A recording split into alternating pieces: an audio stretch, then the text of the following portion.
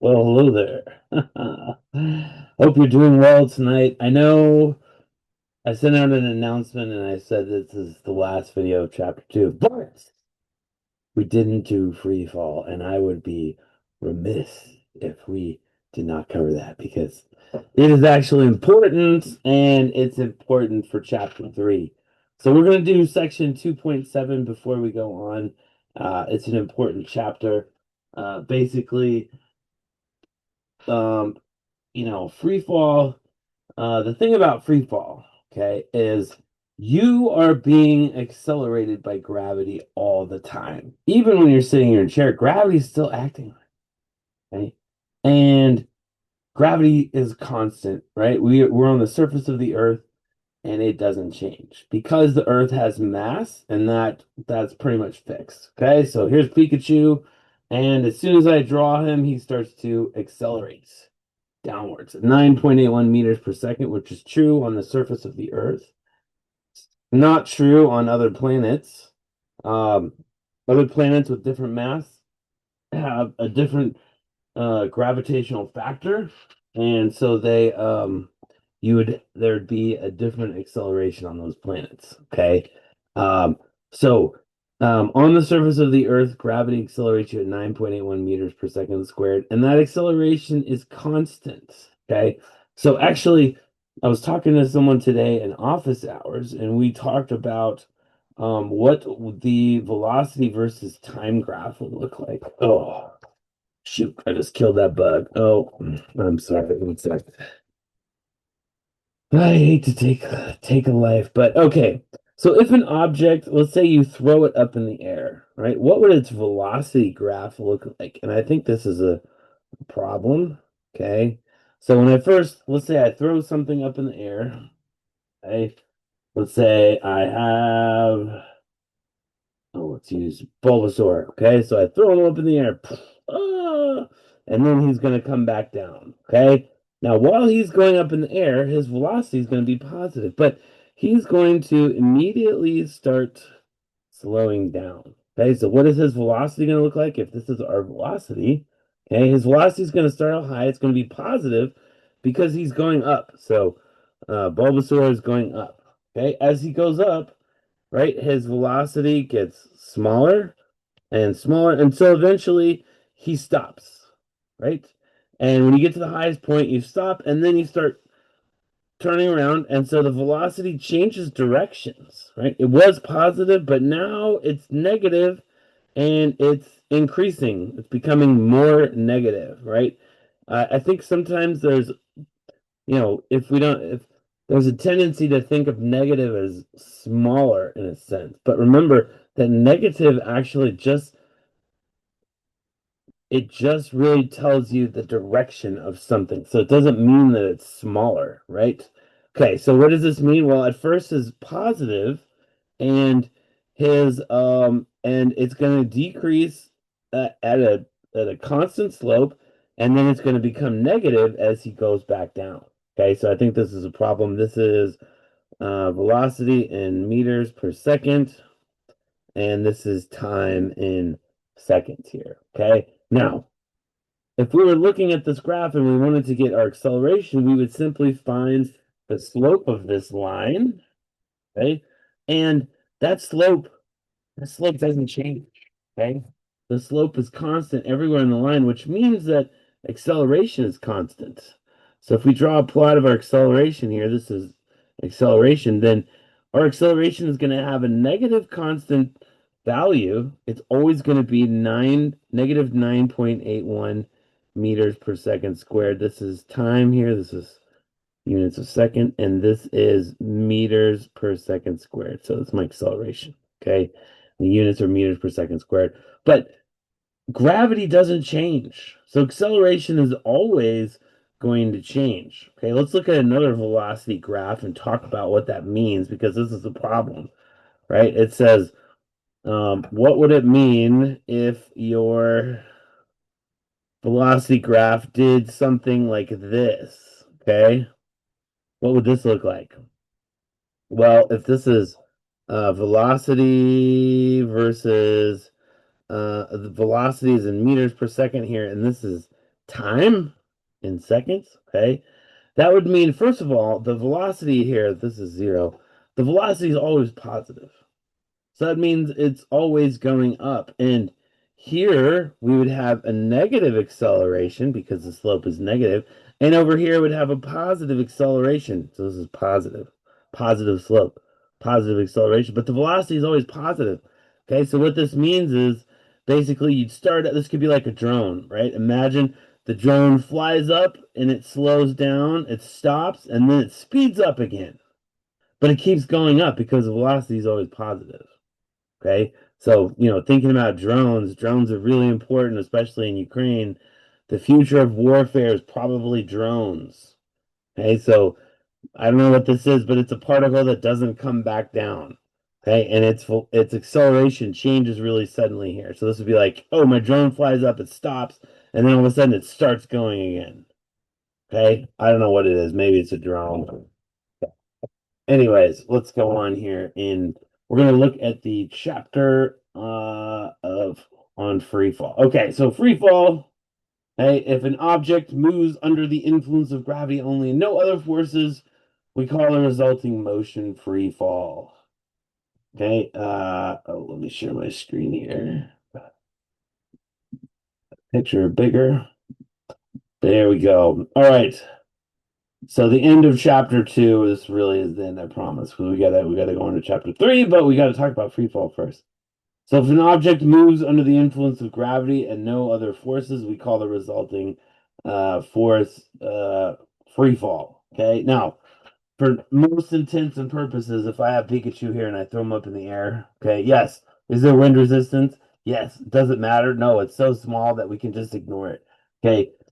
Your velocity, unless the velocity gets really high, drag's not going to be a factor because the force of drag depends on velocity. So if you throw something up in the air, the only force acting on it is indeed gravity. Stop. All right. So, regardless of its mass, it has the same acceleration. Heavy things do not fall faster. Everything falls at the same rate because it all has the same acceleration. And even though it's more massive, it still falls at the same rate. So here's Pikachu, and right, I'm gonna get this piece of paper. Okay, and we'll put. I don't know if you can see this. Okay, here's my paper, and here's Pikachu. They fell pretty much at the same rate. Okay, go get something heavy and something light and drop them, and you'll see they fall at the same rate. Okay, unless it's a feather, and then there's wind resistance, then it does matter. Squirrels have a lot of drag, and so that's why when they fall out of a tree, because squirrels actually fall out of trees more than you think. I was sitting one day and I looked up at the power line, and the squirrel just fell off. I was like, "Oh my gosh!" And then it landed on the grass, and it was so fluffy that it was fine. Okay, because first of all, it's got a big area compared to its mass, and so it goes pretty slow. The fluffiness was actually something evolution gave it so it doesn't die when it falls out of trees. Okay. On Earth, air resistance is a factor, but we're gonna ignore it for now. Okay. Apollo 15 lunar astronaut David Scott performed a classic experiment on the moon. He dropped a feather and a hammer. They fell at the same rate. There was no air, and so they fall at the same speed. The moon landing was real, by the way. Some people say it wasn't real. It is real. Okay. Conspiracy theories are not true, most of them. Um, Figure shows the motion diagram of an object that was released from rest and falls freely. Okay, we talked about this already. The velocity has a constant negative slope, and it's the slope of the velocity. versus time is constant, which means you have a constant acceleration. Okay. Um, yeah, that's basically it. Free fall acceleration always points down, no matter what the direction is that it's moving. Okay, so gravity always points down. It can't change. It's always going down. Even if you're not moving, I am accelerating right now. It's just the chair's in the way, so I can't actually move. But gravity's pulling me down. If the floor fell out, if I was on a trapdoor, I would start to fall immediately. Any object moving under the influence of gravity only, no other forces in free fall, okay, unless there's a floor underneath you. The value of free fall varies slightly at different places on the Earth, but for calculations in this course, we'll use the following average, which is 9.8 meters per second squared. It's the same everywhere. Gravity works the same. Okay. So in the kinematic equations, replace acceleration in the y direction with g. Okay. And we can use the kinematic equations for acceleration, and we just put in g is 9.8 meters per second squared. So anywhere you see acceleration, so let me switch to. Okay. So one of our kinematic equations then. Okay, we can write it as v of y equals minus gt. This would give us our velocity of something in free fall.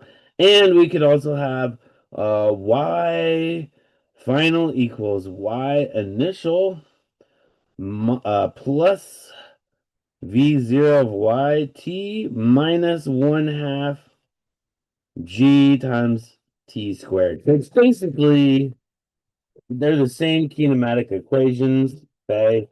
They all work the same. We just put in G for A minus G because gravity's going down, and they work exactly the same. And we'll do a bunch of problems with those. Okay.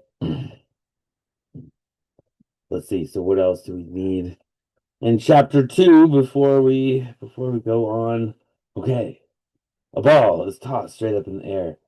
At its very highest point, the ball is instantaneous acceleration. AY is what? Okay, hopefully you were just watching the video and you remember. What did I say? Does gravity change directions when you throw something in the air? No. Okay, the answer is uh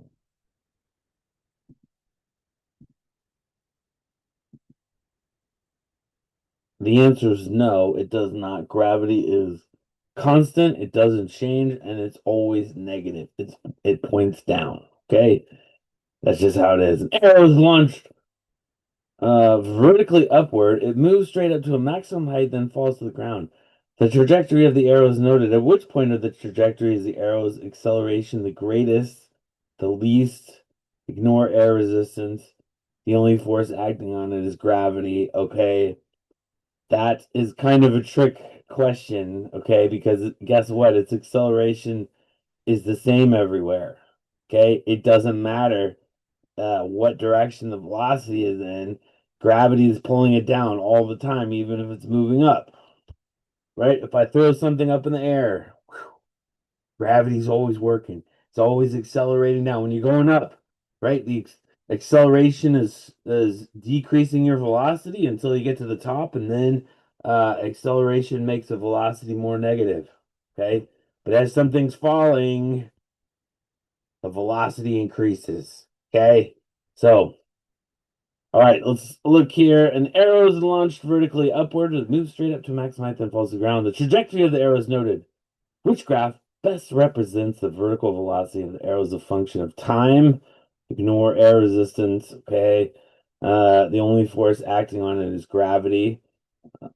Okay. Well, it's launched straight up in the air. We already talked about this. Okay. It's going to start off with a really high velocity and it's going to decrease linearly. At first, it's going to be positive and then it's going to be negative. Okay. I don't know what this is. Okay. But here in the middle, its acceleration will be 0. I guess gravity turned off in the middle. No, that doesn't mean that's not right. And then here, I don't know what this is. Okay. Because in the middle, again, gravity, the acceleration due to gravity is 0. That's not right. Then here the slope is changing continuously. I guess gravity's turning on and then off again. I don't know what the heck that is. The only one that it can be is this one. Okay, it can only be D. Velocity decreases linearly, and you get a constant acceleration. That's it. Okay. Analyzing rainfall. Okay. A heavy rock is dropped from rest at the top of a cliff and falls 100 meters before hitting the ground. How long does it take the rock to fall to the ground? And what is the velocity when it hits? Okay, well, couple of things. What are we going to do? How are we going to do this problem? We need to strategize, which basically means one thing is read the problem carefully. Okay, so it is a free fall problem. Okay, so gravity is constant. Okay, so we'll replace AY with minus G. Okay, and then in figure 2.36 shows a visual overview with all the necessary data. Okay, so we have placed the origin at the ground with which makes y1 equals 100 meters. Okay, solve. The first equation involves a relationship between time and distance. Okay, so we're just going to use one of the kinematic equations. Okay, let's look at this one. A heavy rock is dropped from rest at the top of a cliff and falls 100 meters before hitting the ground. How long does the rock take to fall to the ground? And what is the velocity when it hits? Okay, so we've got I'm going to draw my picture.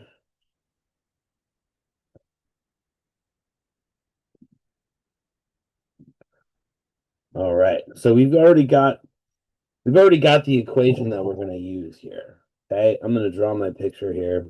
Okay, let's say here's my cliff, and I'll draw it 10 squares. 1, 2, 3, 4, 5, 6, 7, 8, 9, 10. And remember, this is preparation for chapter 3, but we really need to talk about freefall. That's why we're doing it. Okay. And it says that this cliff is 100 meters. Okay.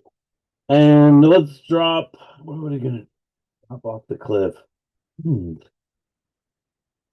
Yeah, let's drop a pokeball off the cliff. Okay. We got this pokeball, and it's gonna fall 100 meters because we see down at the bottom it's a Jigglypuff. Jigglypuff is down at the bottom of the cliff. We're gonna drop it off there. We're gonna try and catch Jigglypuff because right, you gotta catch them all. You gotta catch them all. Okay. So 100 meters. What is the velocity of the Pokeball gonna be? Oh, it's right there at 100 meters. When we drop it off the cliff, when it gets to the bottom, and how long is it gonna take? I think that was, yeah. Yeah. How long does the rock take to fall to the ground, and what is its velocity? All right, we're gonna use this equation right here. We already got it written down. Okay. So initially, the velocity equals 0. Okay, and I don't put any units on this. Technically, some people freak out because 0 doesn't have units, right? If you have nothing, there's no units. Okay, so initially we have 100 meters here, and our final, we're going to call that 0, right? Because I can call 0 anywhere I want. Okay, so it doesn't matter. All right, make my phone stop beeping. All right, so I'm going to say y initial equals 100 meters. And I like to draw my pictures like this, and I put my equations here. I got a nice pad of paper. And also, my initial y velocity is 0 because I'm holding it. Okay, so its initial velocity is 0. All right, so now one thing about time, we don't want to end up with negative time. Okay, and so what's going to happen here? I'm going to put in my numbers. My final, right? This will down here. This is going to be y equals 0. I'm going to call 0 the bottom. I can call 0 anywhere I want to. Okay, so I choose the bottom. I choose you, 0. No, I choose you, Jigglypuff. Yes, I choose you. All right, so this is going to be 0, and then I'll have 100 meters here for yi. I don't have any initial velocity that goes away, so I'll have 100 here times g times t squared. Okay. Now, I'm going to subtract this from the other side, okay, because my negative sign is going to go away. I'll get t on the other side. Okay, so I'm going to subtract that from both sides. I'll move to the other side, become positive. So now I'll have 1 half gt squared equals 100 meters. And it's really good that everything's positive now because I'll give you a little hint. Okay, you can't have negative time. That is a no-no. That's bad. There's no such thing as negative time, at least not what you normally think of. Okay. All right, so now I'm going to get all my factors on one side here. Okay, so multiply by 2 on both sides. I'm going to divide by g on both sides. Okay, so my G's are gonna cancel. Okay, my homies. No, yeah. Okay. All right, so then I'll have 2 over here times so it's 200.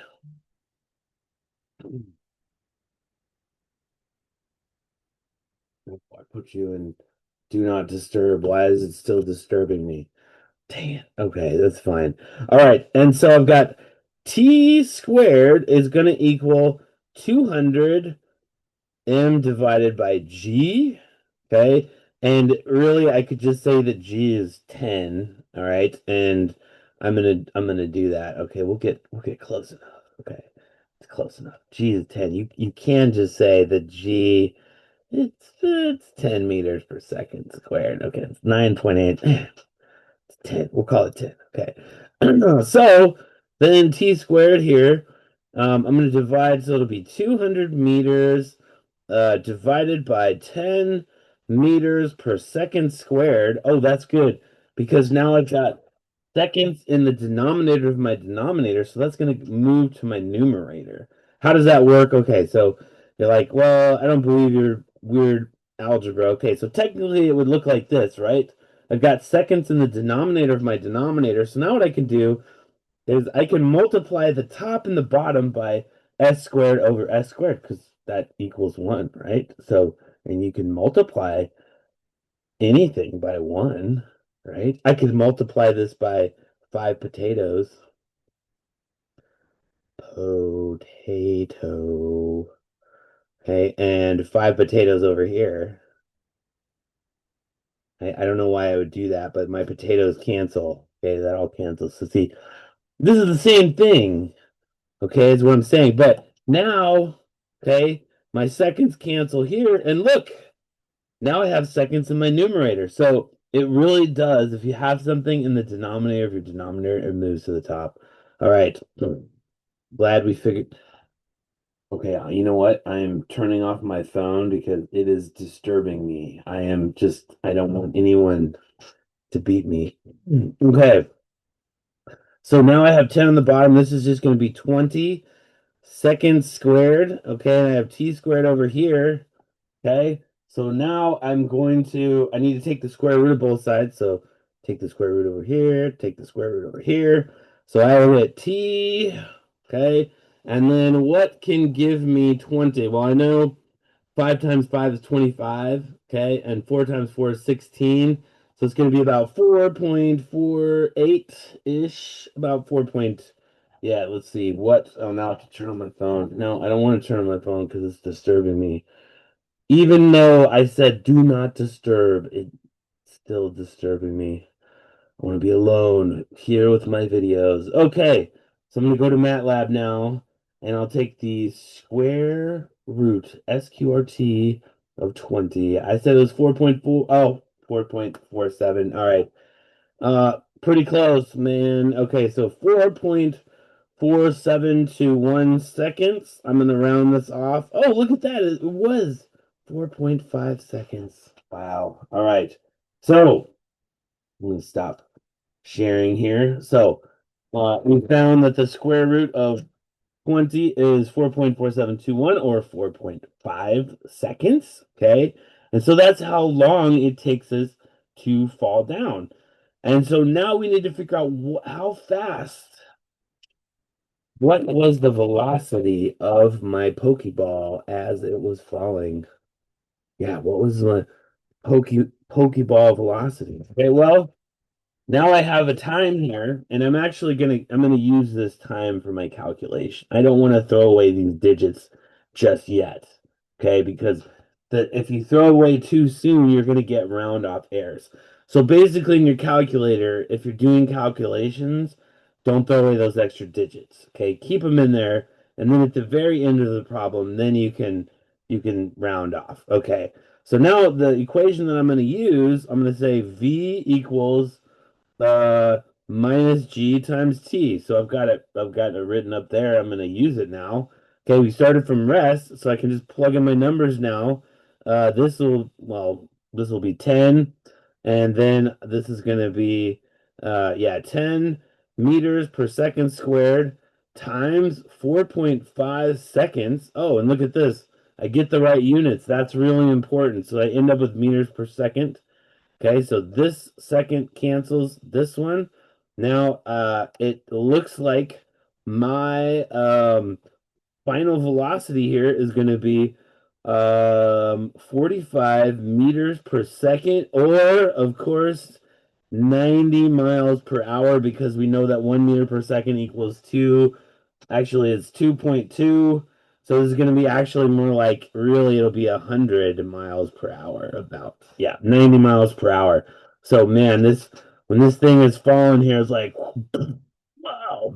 Yeah, I think we definitely caught a Jigglypuff. Absolutely.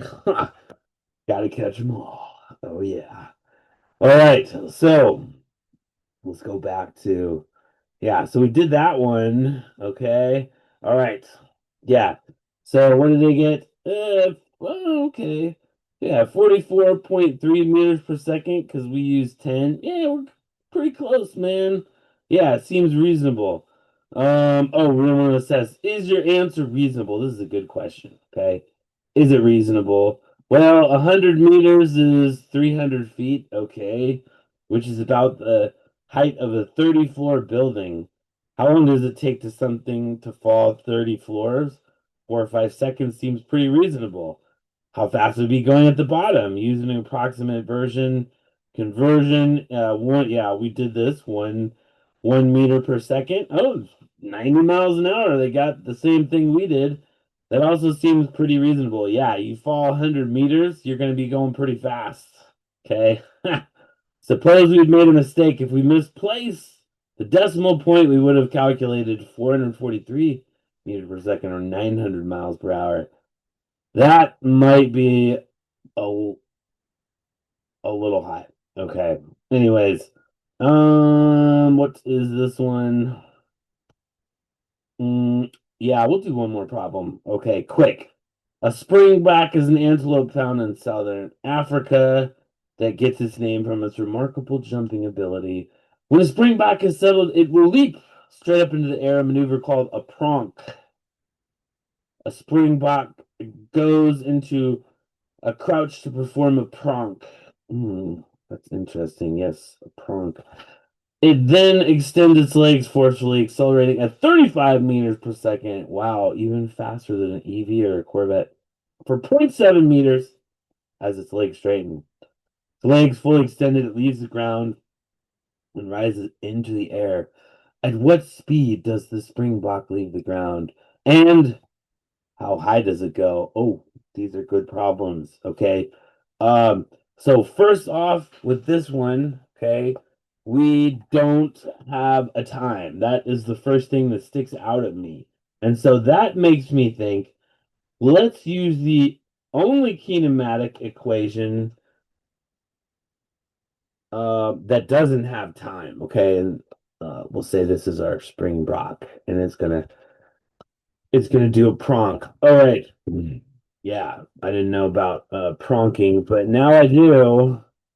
Okay, so let's go back here and look at kinematic equations. See, could be my card, and I've got this equation right here. It's the only one without time, right? So this is the guy, this or the gal or whatever. This equation is what we're going to use. Now, there's two parts to this problem. Okay, part one.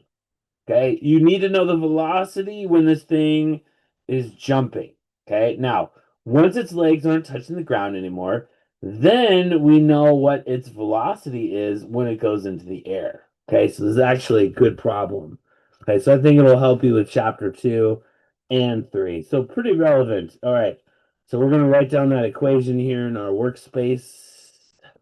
And that was VF squared equals VI squared uh plus, actually, and this is going to be a minus now because we're going to change this to minus 2G times delta X. Okay, this is a new problem here. Okay, so we need to, I like to write down my equation and then go back to the problem and figure out what I know. All right. So initially, I think our our initial velocity is going to be 0 because it starts at rest. It starts to accelerate, and the problem says, okay, now I'm going to go back to the problem, and it says, okay, and then it extends its leg forcefully, accelerating at 35 meters per second for zero point 0.7 meters. I was wrong. We don't want to use gravity. That was that was a mistake. Okay, so right here, that's going to be A, and it's going to be positive. Okay, and A, because it's going up, it's jumping. Right, so A is 35 meters per second squared. And the distance it takes, it says for over 0.7 meters. So delta X here is going to be 0.70 meters. And all right, so now I have everything I need. And then we want to know how high does it go up? So first, what is VF when it leaves the ground? That's question one. Then two, how high does it go? How high does it go? Right? How high does it jump up in the air? All right, let's do the first one. So, what is the velocity when it leaves the ground? Our initial velocity is 0. Okay. So, that is going to give us, well, we are left with, we're going to use this equation over here. Okay. That's our equation that we're going for here. Okay. So, it's going to be VF squared. Okay. Then my initial velocity is 0, so I'm gonna have 2a delta x, and I'm not gonna put in my numbers yet. Okay, that's a noob mistake. No, it's not. Nobody's a noob, but just don't do that, okay? Because um we're not ready for the numbers yet. Keep it in symbolic form until the very last thing, okay? Because I always see students, they're like, oh, I'm going to put in numbers now and start calculating stuff. No, don't do that. Okay, first get it and separate the variable that you want to solve for. We just want v of f, okay? V of f, I'm going to take the square root of both sides of this. So take the square root of this side, take the square root of this. Now I'll have the square root of 2a delta x over here. And now I can put in my numbers. Okay, so I'll have this is going to be 2 times 35 meters per second squared. And then my distance here is so it'll be times 0.70 meters. Okay, and I always like to write this 0 here if I have a decimal place, and I think that they do this in a hospital setting too.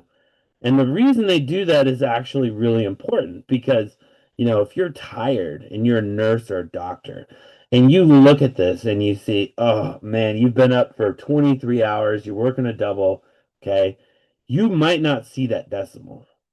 Okay, you might just say instead of zero point 0.7 milliliters of insulin, okay, you give them 70.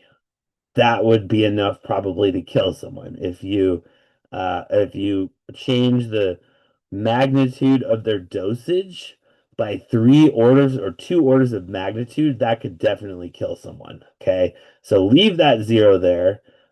Just as a professional, as a just professionally, you should always leave that leading 0 there.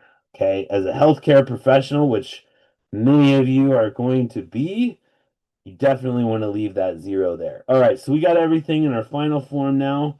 I'm going to go to MATLAB and put in my numbers. So I've got the square root of 2 times 35 times 0.7. The only thing I don't like about MATLAB is I can't put units in here, and that would be really awesome. Now, is this right? Today, this something doesn't seem right here. Okay, 35. Yeah, 35 is 5 times 7. Oh, okay, maybe it is right. Okay, I guess it could be right. Yeah, that's right. Okay. Well, anyways, all right. So my answer is 7. Okay, so VF here is 7 meters per second. Okay, let's go back and check our numbers. Okay, what do they get? 7 meters per second. All right. That looks good. All right. So what are we gonna do next? Okay. So and you can look through the presentation later, okay? But this is how I do it, and I like the way that I do it. Okay. So the next thing we want to know is how high does this thing go? Right? How high in the air does it jump? And so here's our guy. I mean, these look like Springbok legs. I don't know what Pokemon this is. Maybe you can leave something in the comments about tell me the name of this Pokemon. I don't know. This is not in the Pokemon Go app that I've seen. At least I never caught one. Okay, and those are the Pokemon that I know. All right, so this is gonna jump in the air when it leaves the ground. Okay, its initial velocity is 7 meters per second. 7 meters per second. It's going up like this, and it's gonna start to slow down. And so now we're going to use the same equation, but now our acceleration is going to be minus g. Okay, and now when it gets to the top, the final velocity is going to be 0. Okay, so before we now I'm gonna write down my equation, so it'll be VF squared equals VI squared minus 2G times delta X. Okay, we got the minus sign because we put in for gravity. Okay, so in this case, it's going up to the highest point. So here's our weird lizard Pokemon. Okay, we'll call him uh we'll call him Springbok Man, or no, Bachman. Springmon. Yeah, we'll call him a Springmon. Okay, so Springmon jumps up in the air, and when he gets to the top, his final velocity is 0. We know his initial velocity. I'm going to solve for this now. So it'll be VI squared equals 2G delta X. Because remember, uh, I'm going to move this to the other side, and my negative sign will go away. Okay? So I could have reversed it, but I just know that, so I did it like this. Okay? So we're kind of doing the same thing again. And now we have VI here, and we'll take the square root of this side, so it'll be 2G delta X, okay? And so now we have 2 times 9.8. Oh, shoot. No, oh, man. Okay, I made a mistake. We are solving for delta X. I don't know what I was thinking. This is actually easier. Okay, so delta X.